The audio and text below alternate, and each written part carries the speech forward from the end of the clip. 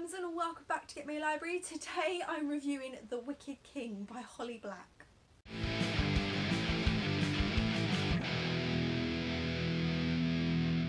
I have heard that for mortals the feeling of falling in love is very like the feeling of fear. Jude has tricked Cardan into the throne, binding him to her for a year and a day, but the new High King does everything in his power to humiliate and undermine her, even as his fascination with her remains undimmed. Meanwhile, a traitor in the court is scheming against her. Jude must fight for her life and the lives of those she loves, all while battling her own complicated feelings for Cardan. Now a year and a day seems like no time at all. I've been putting off reading The Wicked King since it came out.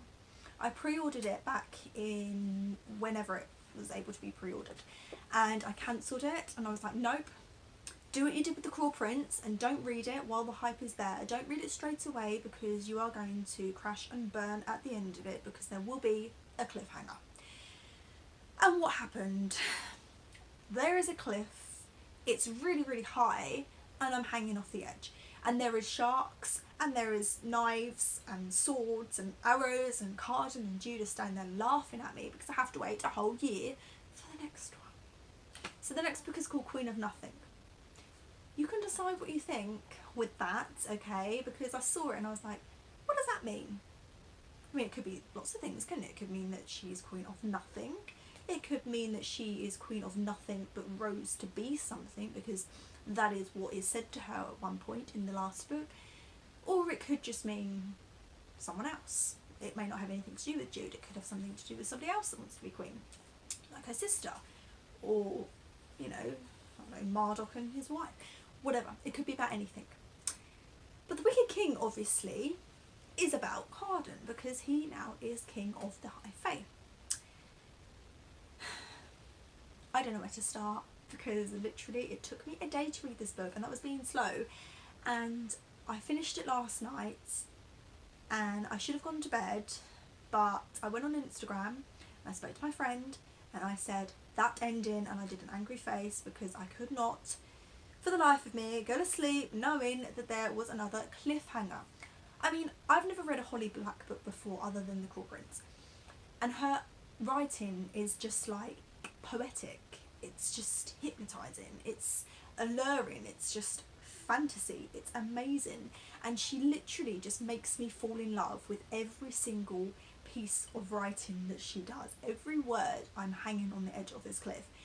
Like, it literally is a book that I absolutely love, and I would honestly read this series again.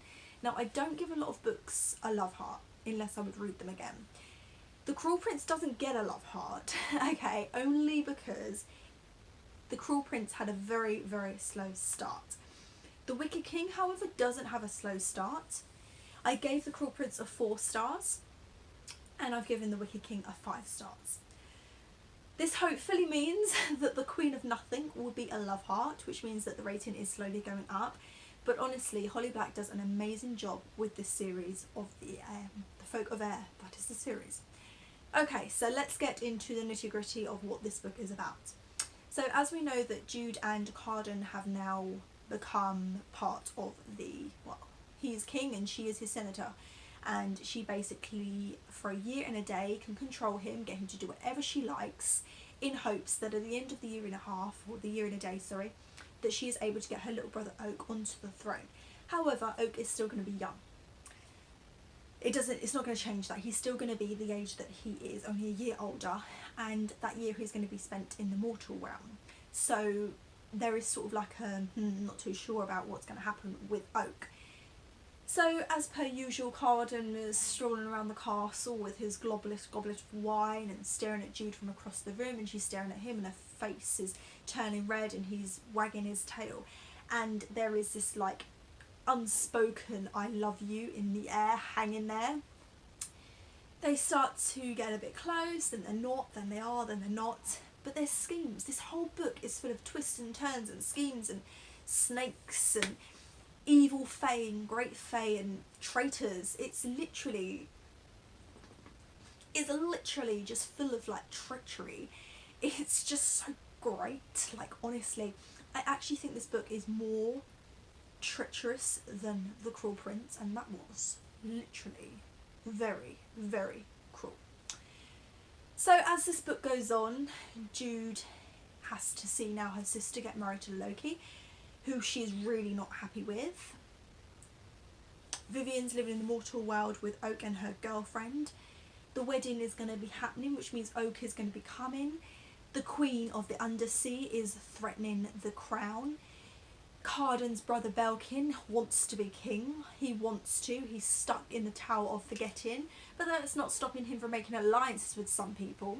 There was just schemes, and if you have read The Cruel Prince and you absolutely love The Cruel Prince, this book has to be your next read, because like I said, I've been trying to hold it off because I don't want to read it until, you know, like a month before the next book comes out, because I cannot cope for another year. But honestly, this book is amazing. Like, it's really, really, really good. I literally cannot express how amazing this book is. Cardan is still Cardan. He's still a little bit mean, a little bit sharp-tongued. He's still quite sarcastic, but you can just clearly see that he loves Jude. And she's just there, like, scheming and witty, and she's just like, hey, I'm not doing anything you want me to do. Feisty, and you can clearly see she's in love with Cardan, and it's just like, just get together. There's not much more I can say other than spoilers. So, like my other video, I'm going to give you a spoiler after the outro, so if you guys do want to have a rant with me about it, because sometimes you don't want to spoil it, you just want to have a talk about this. If you want to leave your comments down below or message me on my email or even Instagram, like, we can have a rant about this.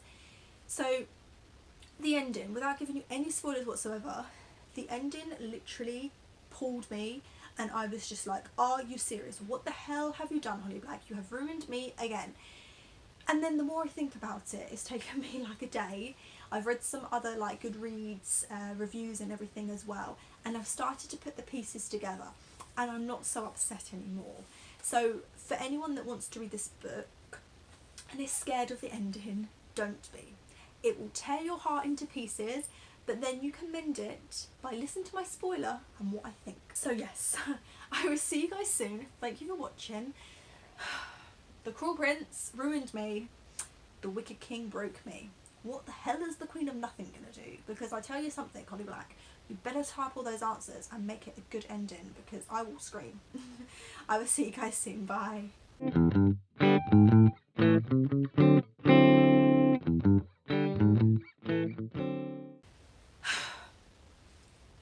Right, if you're watching this, you've already read the book, or you want a spoiler, but I'm not going to be gentle, I'm just going to literally say what I want to say right now. Why the hell did Cardan banish Jude after he married her and she became the queen? That's exactly how I felt. I was like, what the hell have I just read? I was like, no, go back. I was like, why? I was like, how can he banish her? I was like, does he not love her? I was like, what's wrong with him? I was like, huh? And then I literally read the last little 2 pages. I was like, why is Jude sat there watching TV, like with popcorn and her sister? I was like, why is she not fighting to get back to Fairy World? I was like, really? But then, today, whilst I was at work, and all through the morning, I was sat there and I was thinking, nah, he loves her. I was like, He says the words, until or unless the crown pardons you. Okay, so what does that mean by that? Because I thought he was going to say that, and then the next page he was going to say, it's okay what you've done. There we go. I've now just given my verdict. But no, he doesn't do that. He banishes her. But then I sat there, I was thinking, until, well, that could mean him. Unless, that could mean him again. But then I thought, she is the crown. She can pardon herself. She can be like, I am pardoning myself. I am the queen. But then again, does everyone need to know she's the queen? Does she need to wear the crown? Does she need to have her portrait done and in all these stately homes? Does she need to be on newsletters? Does she need to be queen, or does she just automatically have the power to be queen? So when Cardan lifts up the ground from the sea, he creates power from the land. Can she do the same? And also, I do have a quick question if anyone wants to answer it for me. She's now Queen of Fae. Does that mean she's still immortal? Can she become an elf? Can she become a fae? Can she become something? Or is she still mortal? Will she be a mortal queen forever until she gets to like a ripe age of 100 and dies? Or will she live forever for a long time, just like Cardan? Now I know it means like until one of us passes with the crown, we are no longer married, or like until we both decide, or the crown passes on from us both, or one of us, or whatever. Does that mean she's still mortal? I'd like to know the answer to that one. Will she become fae in the next book? I don't know. Does Queen of Nothing mean she was nothing and built herself up, or does it mean she's Queen of Nothing? Or is it just the title of a book to entice you to be like, oh, what is she queen of? But no, I think Cardan really loves her, and I think Jude loves him. And I think her month when she's down into the sea, I think he realised just how much he missed her, how much he loved her. I mean, when I can't say her name, Narcissa, the daughter of the Undersea, when Jude told him to basically get with her to find out this information, he didn't, did he? He just kissed her. It's like he just wants to be with Jude. Everything he sort of does. He told her to leave when she became Queen of Mirth. He told her like other things as well throughout the book. He pardoned the things she said. He wasn't cruel to her. He actually loves her, and I think she loves him too, but she just wouldn't admit it. Whereas I think he's more likely to sort of admit it first, because he can't lie, can he? She can say, "Do you love me? Can you lie to me?" And he'd be like, "No, I can't lie. I do love you." So I do think that he loves her, and I think he tried to save her. I'm not quite sure what he tried to save her from. Maybe I'm just being a bit stupid. Maybe he's saving her from the Undersea, maybe he's saving her from Marduk. I don't know exactly who he's saving for, but all I do know is that her sister Tyrion needs to be banished to like the Netherworld, because she is literally doing my head in. She needs to get like a scar on her face or something so you can tell them apart. But yes, I think when Cardan was like, you changed your dress. I said just because I wanted you to trust me. I was like, oh, you love me. Anyway, I'm going to go and have a cup of tea now and just sit down. I feel like, I'm going to cry because I've got to wait like a whole year for the Queen of Nothing. Bye.